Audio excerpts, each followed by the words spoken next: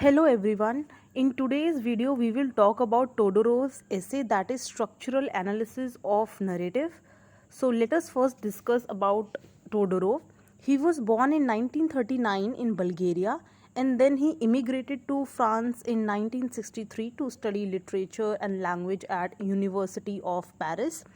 He is considered as a central figure in French structuralism and he has done a lot of study in the field of narrative linguistics, and he also coined the term narratology.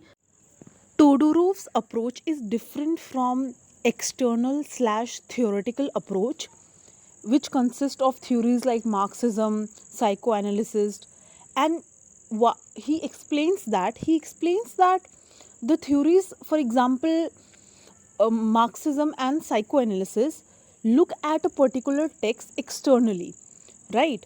And on the other hand, he talks about new criticism.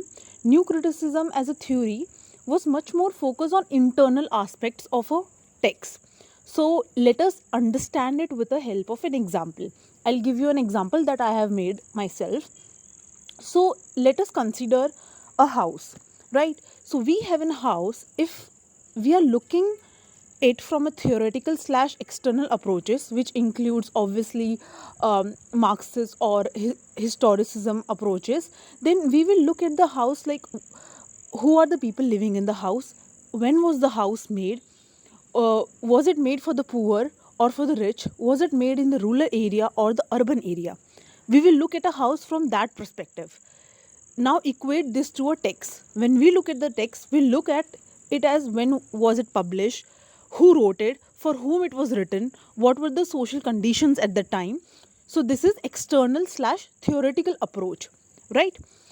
Now if we look at it from a house from a new criticism point of view, in new criticism what happens is we will look at house and we will say no, we do not want have an external approach, we will focus on internal approach, which means that we will look at the components through which a house is built.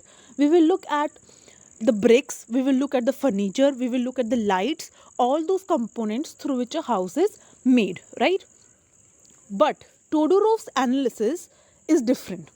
He says that how his approach is different is that he wants to know how is that possible that all the houses that are being built throughout the ages have the same structure, right? For example, all the houses will have a wall, it will have four walls, it will have a roof, it will have a veranda, we know where to put the furniture. How is that all the houses that are built, most of the houses have the similar structure? Whether it is built in a rural or in the urban area, a house will have four walls, basically it will have terrace, it will have window. So here he is focusing on the plot.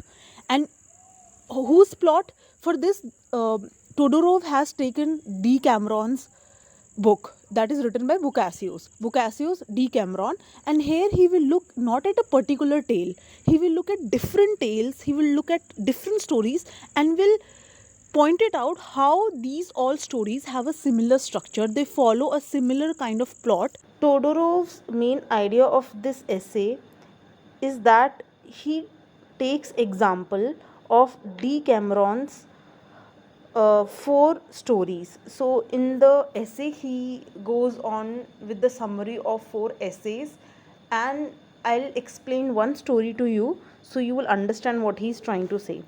So he takes example of one story. In the story he says this story is actually of Decameron, uh, Boccaccio's Decameron, right?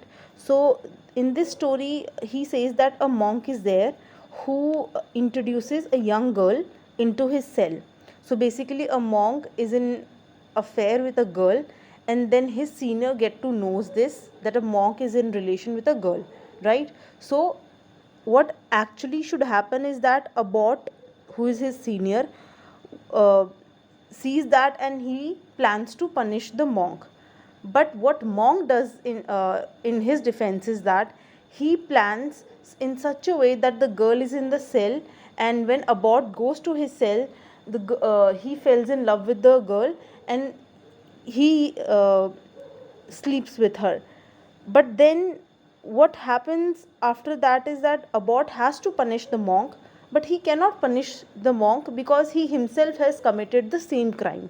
So this is the one story, and like that, Tovrov have given different stories, three different stories. But what actually Tovrov want to say is that he puts it down in an equation kind of formula, and you can see that in screen. So he says that a X person, for example monk, violates a law, right? He violates a law that he should not be in a relation, right?